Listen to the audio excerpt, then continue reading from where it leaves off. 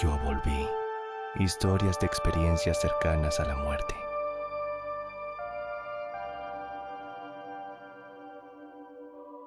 Subimos historias nuevas todos los días. Dale like y suscríbete. El veneno empezó antes de que yo entendiera que iba a morir. Tenía 17 años y alguien decidió borrarme del mundo. Era 11 de noviembre de 1993 en Zúrich. Me dio algo con estricnina, veneno para ratas, mezclado con azúcar. Yo no lo sabía. Fui a clase como cualquier mañana, pero mi cuerpo ya estaba entrando en pánico. La profesora me miró y dijo que tenía la cara verde. Me mandó a casa. Antes de salir, quedé con mi novio a las 2 en el puente de Lima. Creí que solo estaba enferma. Al caminar junto al río, el aire se volvió pesado. Cada paso parecía hundirse dentro de mí. Sentía la garganta rígida, el pecho extraño, las piernas vacías. Había bancos de piedra junto al agua. Me tumbé en uno porque ya no podía seguir. Entonces empecé a entender que algo estaba terriblemente mal. Miré los patos sobre el agua negra. Eso fue lo último que vi viva. Desperté de golpe, como si hubiera salido de una pesadilla rota. Todo seguía allí. El río, el banco, el puente. Pero el mundo tenía un velo gris encima. Una capa opaca, como si la realidad respirara a través de tela mojada. Quise incorporarme, y entonces sentí algo imposible. No estaba sentada, no estaba de pie, no estaba tumbada. Nada de mi cuerpo tocaba el suelo. Aún así, yo seguía existiendo. Ese pensamiento me abrió un miedo que no conocía. No era solo miedo, era culpa, remordimiento, desesperación, todo a la vez, como si yo me hubiera convertido únicamente en esas emociones. De pronto supe que eran las 2 de la tarde. Recordé la cita en el puente. Quise ir hacia allí y me moví flotando por el aire. No tuve que acercarme demasiado. Podía ver el puente sin estar en él. Podía ver cualquier cosa que quisiera mirar, como si ya no hubiera distancia ni obstáculos. Mi novio aún no había llegado. Más tarde me confirmó que era cierto, pero en ese momento yo solo sentía terror. Intenté gritar. No escuché nada. No tenía voz, no tenía garganta, no tenía aire. Y aún así oí mi grito dentro de mí, como si alguien estuviera pensando mi pánico en voz alta. Eso me quebró por completo. Estaba sola en un lugar pegado al mundo, pero fuera de él. Entonces escuché voces. Sonaban ahogadas, como debajo del agua. Me giré. Los paramédicos corrían alrededor de un cuerpo en un banco. Trabajaban con una urgencia salvaje. No pensé en mirar quién intentaban salvar. No entendí que era yo. Me acerqué a uno de ellos. Fui directo hacia su rostro. Era como si una pared de vidrio nos separara. Él no me vio. No me oyó. Ninguno me oyó. Empecé a gritarles con pensamientos. No puedo irme. No puedo irme. Tengo que encontrarme con mi novio. Me metí en sus caras desesperada, furiosa, inexistente. Y entonces comprendí lo insoportable. Yo estaba allí, pero para ellos no estaba en ninguna parte. Subí de golpe hacia las copas de los árboles. Lloré sin lágrimas. La soledad tenía presión, peso, temperatura. Era una cárcel sin paredes. Sentí que había perdido a todos los que amaba al mismo tiempo. No porque ellos murieran, sino porque yo había quedado separada de todos, atrapada en el mundo, pero expulsada de él. Todo seguía igual, solo que ahora todo estaba gris. El río gris, las piedras grises, el aire gris. Entonces oí un nombre. Michele. No era el nombre que usaba nadie conmigo. Lo repitieron otra vez. Michele. Y de pronto lo supe. Mi documento llevaba mi segundo nombre. Habían leído mi identificación. Me estaban llamando a mí. Fui hacia esas voces, y cuando llegaron a rodearme, sentí un tirón brutal, como si me absorbieran por una abertura demasiado estrecha. Volví a mi cuerpo. Fue insoportable. Todo era apretado, duro, doloroso. Temblaba sin control. Los espasmos me doblaban con una fuerza animal. No mandaba sobre ni un músculo. Convulsionaba tanto que tuvieron que atarme. Grité, lloré, intenté patearlos. Estaba aterrada y furiosa por haber vuelto así. Uno de los paramédicos se inclinó sobre mí. Lo reconocí enseguida. Intenté hablar. La voz me salía temblando, extraña, casi ajena. Le pregunté por qué no me había respondido. ¿Por qué no me había escuchado?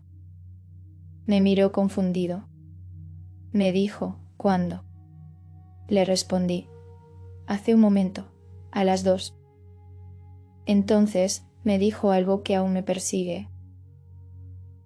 Nunca me hablaste. A las 2 tuviste paro cardíaco y respiratorio. A las 2 estabas muerta. Me ordenó no dormirme. Dijo que si me dormía otra vez, quizá no volvería. Yo respondí como pude, temblando. Soy fuerte como un caballo. Pero nadie entendió lo que acababa de pasarme. Me confundieron con una drogadicta. No me llevaron al hospital. Me llevaron a una comisaría.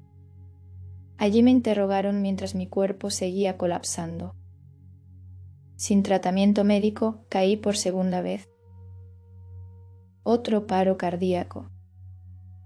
Otro paro respiratorio. La segunda muerte fue distinta. No hubo río. No hubo voces. No hubo puente. Solo oscuridad completa. Nada más. Después de eso, por fin me llevaron a urgencias. Luego a cuidados intensivos. Allí descubrieron el veneno. Estricnina. Desde entonces no puedo dormir a oscuras. Necesito una luz encendida para cerrar los ojos, porque la segunda vez no vi nada. Y ese nada todavía me mira. La primera muerte fue terror. La segunda fue vacío. Y aunque aún no sé explicar dónde estuve, sé que seguía existiendo. Eso es lo único que me da consuelo. Y también lo que más miedo me da.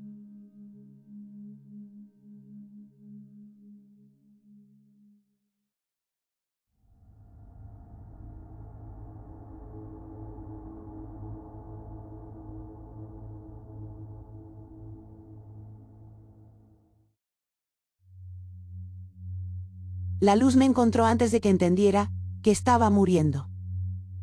No sentí un golpe ni un final, solo una entrada brusca en un lugar imposible. Todo brillaba con una suavidad que no hería, y aún así me daba miedo.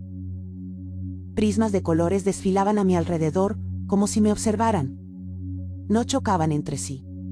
Se deslizaban en silencio, lentos, exactos, vivos. El aire no era aire. Era una presión tibia, envolvente, casi amorosa. Había una presencia conmigo. Carismática es la única palabra humana que se acerca. No vi un rostro. No vi un cuerpo. Pero su atención estaba completamente sobre mí. Me habló en una lengua desconocida. Y la entendí mejor que mi propia voz. Eso fue lo primero realmente imposible. No eran sonidos normales. Eran formas, pulsos, significados completos entrando en mí. Cada mensaje llegaba entero. Sin esfuerzo, sin duda, sin traducción. Entonces comenzó la revisión de mi vida. No como recuerdos sueltos, sino como una verdad total que me atravesaba. Vi lo bueno que hice, y también lo que había herido. No podía esconderme de nada. Cada gesto tenía peso. Cada palabra seguía viva en otros. Sentí el dolor que había causado, y la ternura que alguna vez ofrecí. Todo existía al mismo tiempo. Pensé que iba a ser condenada. Lo sentí acercarse como un borde frío. Pero el juicio fue favorable. No hubo aplauso. No hubo sentencia pronunciada. Solo una certeza inmensa. Había sido vista por completo. Y aún así, aceptada. En ese instante, me invadió una lucidez insoportable. Sabía demasiado. Como si mi mente hubiera dejado de ser humana. Tuve la impresión de poder hablar todos los idiomas. De comprenderlo todo sin distancia. La conciencia era tan nítida que dolía. Nada estaba borroso. Nada estaba perdido. Y entonces las vi. Mis 2 hijas. No como cuerpos, sino como rayos de luz sostenidos de la mano. Vestían blanco o algo que mi mente convirtió en blanco. Eran ellas y no eran ellas.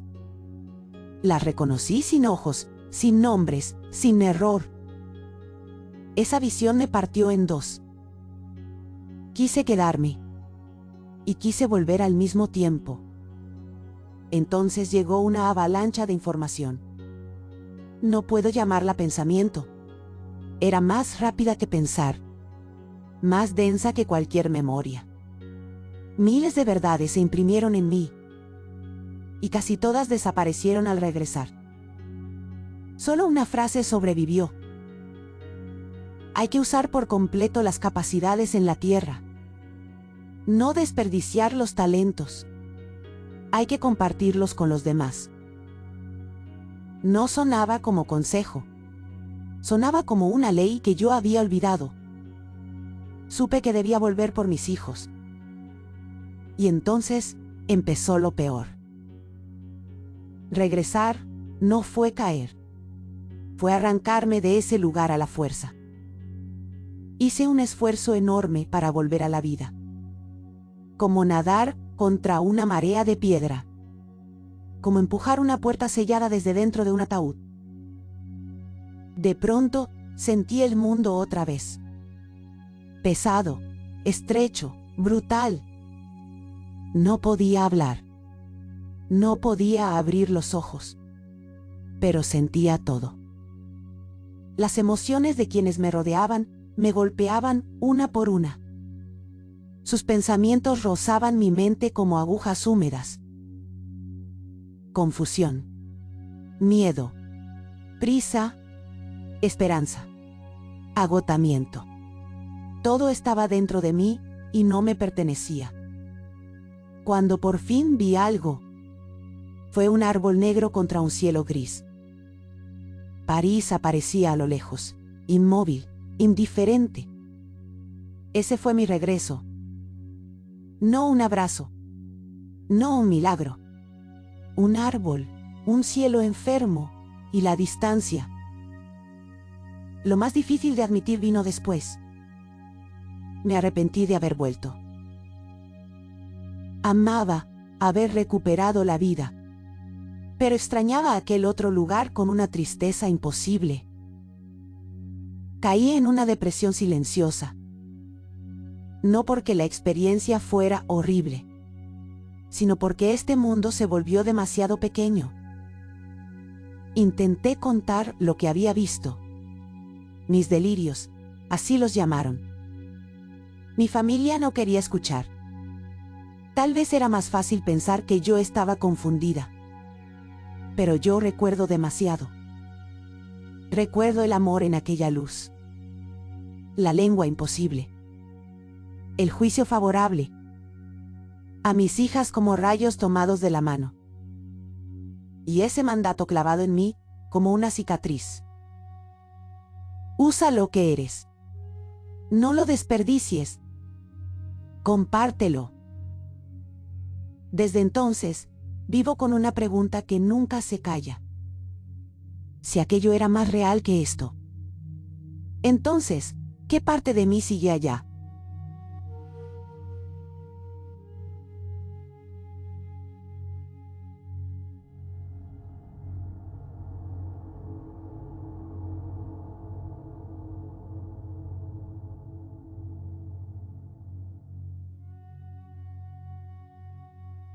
Lo primero que sentí fue alivio, y eso me asustó, porque el dolor había desaparecido de golpe. Durante 2 días, mi cuello y mis hombros habían sido una sola contracción, una garra dura, clavada, imposible de olvidar. Y de pronto no quedaba nada. Ni presión, ni tirón, ni esa punzada que me había acompañado durante años. Flotaba hacia arriba sin esfuerzo. No sentía mi peso. No sentía la cama, ni la habitación, ni el aire sobre la piel. Solo una ligereza imposible. Y entonces noté algo aún más extraño. Tenía calor. No un calor sofocante. No fiebre. No ardor, calor real, suave, profundo, humano. Era la primera vez en 5 años que podía sentirlo. Eso fue lo que me hizo entender que algo no estaba bien, o tal vez demasiado bien. La luz delante de mí era intensamente brillante. Tenía un tono amarillo, cálido, casi dorado. Si alguien me hubiera descrito una luz así, habría dicho que cegaba, que una claridad tan fuerte debía doler, pero no dolía.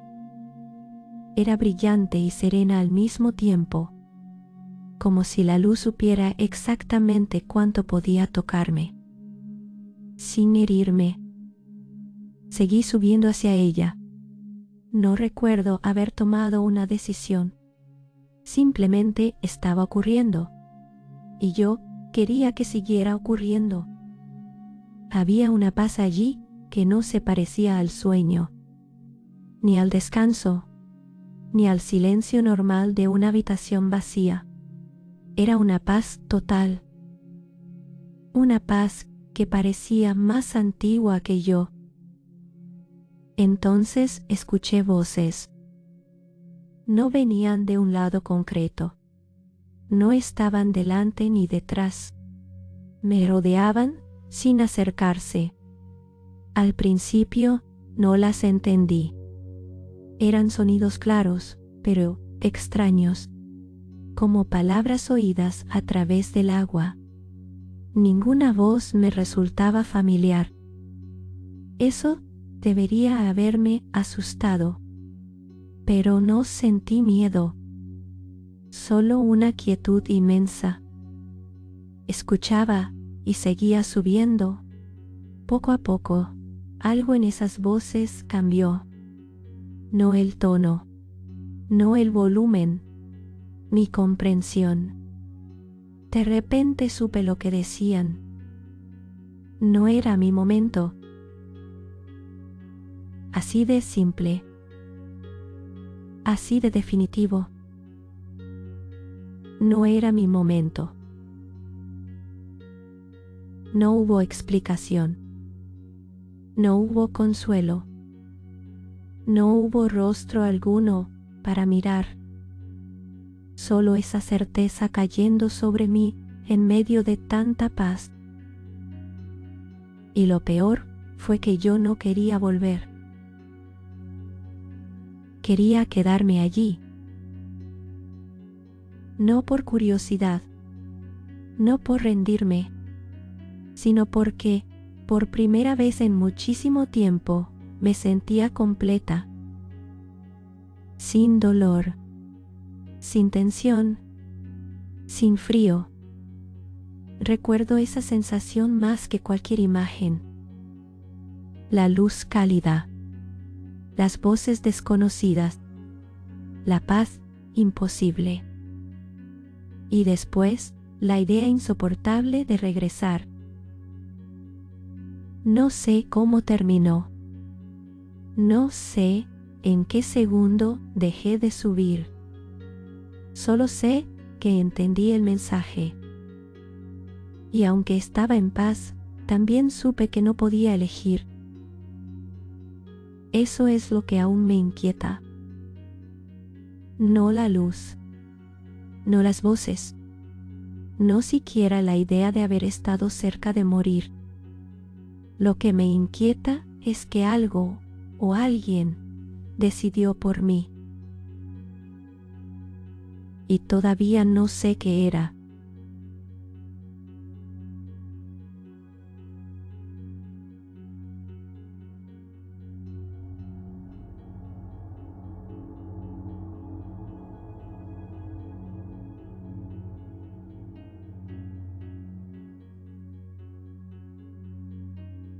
Cuando caí, no sentí el golpe, sentí que el mundo se soltaba de mí. No hubo dolor inmediato, solo un tirón seco, y después una calma imposible. La hambre desapareció primero. Luego desapareció el sufrimiento, como si alguien hubiera apagado una máquina vieja dentro de mí. De pronto ya no estaba abajo ni arriba. Estaba en algo que solo puedo llamar espacio, aunque no era el espacio que conocemos. Era una inmensidad viva, atravesada por una luz feroz y silenciosa. La luz no me cegaba, me atravesaba, y en vez de herirme, me ordenaba por dentro. Sentí un bienestar tan profundo que me asustó no asustarme. No tenía cuerpo, pero seguía siendo yo, sin peso, sin hambre, sin memoria del dolor. Y aún así, entendía más que nunca. Era como si toda mi vida, cada decisión, cada herida, por fin tuviera sentido. No lo pensé con palabras. Lo supe de golpe, con una claridad tan total que la tierra me pareció pequeña, lejana, casi irrelevante. Yo sabía que estaba muerta. Y esa certeza no traía pánico, traía alivio. No tenía ningún vínculo con la tierra. Ninguno. Ni siquiera con las personas que amaba. Eso es lo que más me cuesta confesar. Porque quiero a mi familia. Siempre la he querido. Pero allí, en esa luz, eso no importaba en absoluto. Aprendí a moverme sin moverme. No caminaba, no flotaba, simplemente sabía volar. Y mientras avanzaba, empecé a notar otras presencias. Seres como yo, sin cuerpo, sin rostro, pero completamente conscientes. No hablaban, no hacía falta. Podía entrar en ellos. Y cuando lo hacía, sabía quiénes eran, lo que habían sentido, lo que eran en lo más hondo, aunque nunca los hubiera conocido en la tierra. Era íntimo de una forma imposible. No había secretos allí, no había vergüenza. Todo estaba abierto y extrañamente, todo estaba en paz. Entonces apareció él. No lo vi llegar. Simplemente supe que estaba frente a Cristo. Lo reconocí al instante, con una seguridad que no puedo explicar. No necesitó presentarse. No necesitó pronunciar mi nombre. Su presencia llenó todo. No era terror. Era autoridad absoluta mezclada con una ternura insoportable. Y en ese momento entendí algo más. Yo no quería volver. No era duda. No era cansancio. Era rechazo total. Volver a la tierra me parecía caer otra vez en algo estrecho, ruidoso y doloroso. Allí donde estaba, todo tenía sentido. Aquí abajo, todo se sentía lejano y confuso.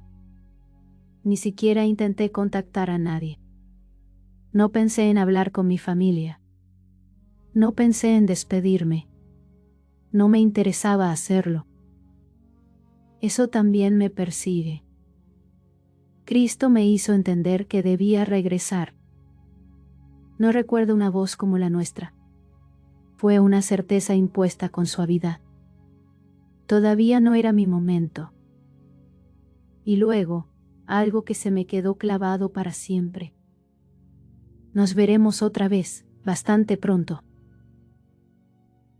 Cuando recibí eso, no sentí consuelo. Sentí pérdida, porque entendí que me estaban apartando de un lugar al que ya pertenecía. Después vino la atracción. Brusca, violenta, como si una fuerza inmensa me hubiera enganchado desde muy lejos. La luz empezó a retirarse. Las presencias desaparecieron. La comprensión total se cerró de golpe, como una puerta sellándose. Y sentí otra vez el peso. El hambre ausente dejó un hueco frío. El dolor regresó como metal, entrando en carne. La respiración me pareció una invasión. Desperté furiosa. No agradecida, furiosa. Mi familia me había ayudado a respirar de nuevo. Y yo las miré con una rabia que nunca había sentido. Porque ellas creían que me habían salvado. Y yo solo podía pensar que me habían arrancado de allí. De ese lugar sin hambre, sin dolor, sin miedo. De esa luz donde todo tenía sentido. Con el tiempo aprendí a callarlo. Porque decir que vi a Cristo ya es difícil, pero admitir que no quería volver con mi familia es peor. A veces, por la noche, recuerdo aquella distancia de la tierra, tan pequeña, tan lejana, tan fácil de soltar. Y lo que más me inquieta no es haber muerto, es la promesa. Nos veremos otra vez, bastante pronto. Desde entonces, cada vez que cierro los ojos, me pregunto qué significa pronto.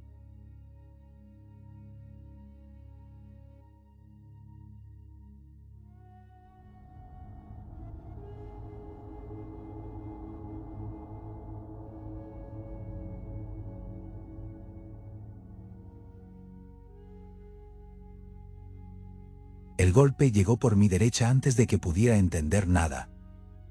Mi Nissan giró arrastrado hacia el otro carril como si alguien lo hubiera enganchado desde la oscuridad. Sentí metal crujiendo, vidrio explotando y un frío instantáneo debajo de la piel. Entonces, el asiento del pasajero se soltó y me golpeó la cabeza con una fuerza seca, brutal, imposible de esquivar. Después de eso, el tiempo dejó de comportarse como tiempo.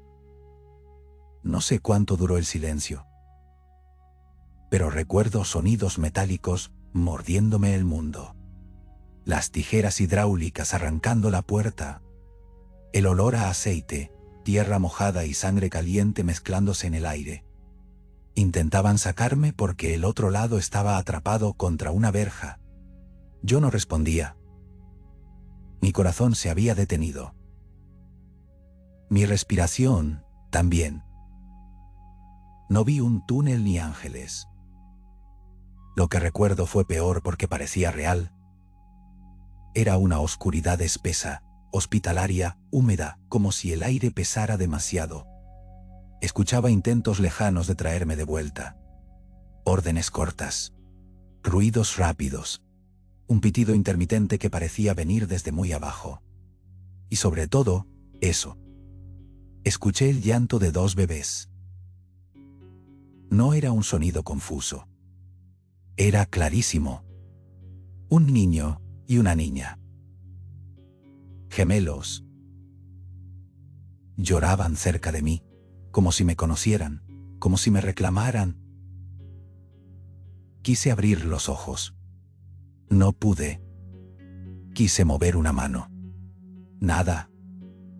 Solo ese llanto pequeño, insistente, vivo, dentro de una muerte que ya me había tomado.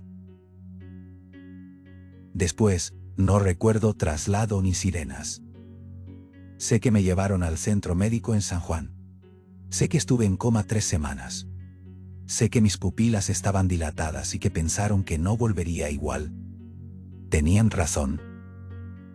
Cuando desperté, el mundo estaba intacto y, sin embargo, incorrecto. Mi ojo derecho había cambiado de orientación. Veía doble. Me operaron 2 veces. La luz me cortaba como una navaja. Las voces me llegaban torcidas, como si cada palabra tuviera una sombra. Reconocí a mi madre, a mi padre, a mis hermanos y al hombre que decía ser mi esposo. No lo reconocí. Peor todavía. No me gustó nada desde el primer segundo. Había algo en él que me produjo rechazo inmediato, físico, casi animal. Yo misma me preguntaba por qué. Él decía que no sabía. Y yo sentía que mi memoria escondía algo con uñas. Mucho después, encontré un diario. Lo había escrito yo. Página tras página. Todo estaba ahí. El abuso verbal. La humillación diaria. Las cosas que mi mente había enterrado y que mi cuerpo recordó antes que yo. Fue como leer la vida de otra mujer usando mi letra. Y no era solo eso. Mis gustos cambiaron. La ropa que antes amaba me parecía ajena. Mis colores favoritos eran otros. Era mi cara, mi voz, mi nombre. Pero por dentro algo había sido reordenado. Mi recuperación fue lenta, cruel, desesperante. Me dijeron que quizá no podría estudiar, que no podría manejar, que no podría escribir ni caminar bien. Y durante un tiempo parecía verdad.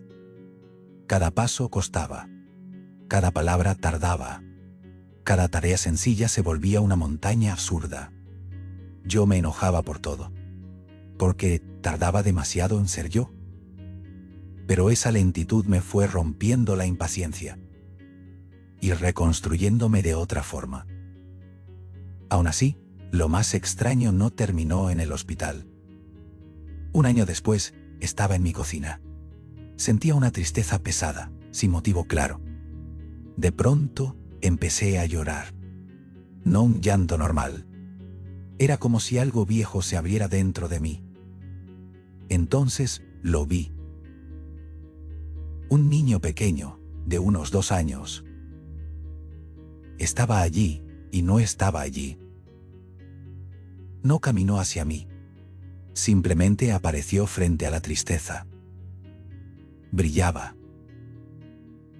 No como una lámpara. Como si la luz naciera desde adentro de su forma.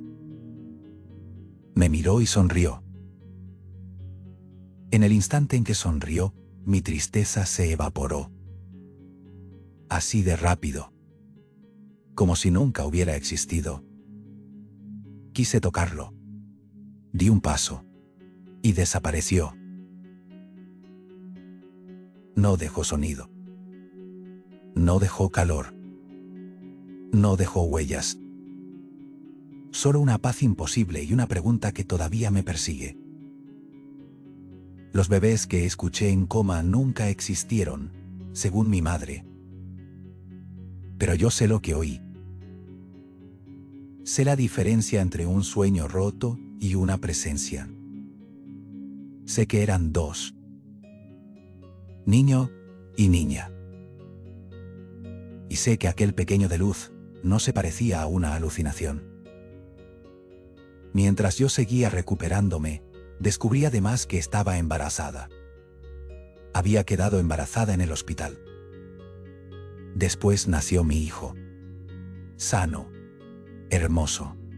Pesó 10 libras y se convirtió en la luz más concreta de mi vida. Él me dio fuerza para seguir, para estudiar, para escribir despacio, para caminar mejor, para volver a manejar, para demostrar que el pronóstico no era el final. Hoy sé que el médico tenía razón en una cosa. No volví siendo la misma persona. Pero no porque me haya quedado rota, sino porque algo en mí regresó distinto. Ahora amo con más intensidad. Valoro más a mi familia. Siento el dolor ajeno como si me rozara la piel. Aprendí paciencia a la fuerza. Aprendí que algunas cosas llegan solo cuando deben llegar. Y aún así, hay noches en que vuelvo a escuchar aquel llanto. 2 voces diminutas en una oscuridad de hospital. Esperando. No sé qué eran. No sé por qué estaban conmigo cuando mi corazón se detuvo. No sé si perdí algo aquella noche, o si traje algo de vuelta.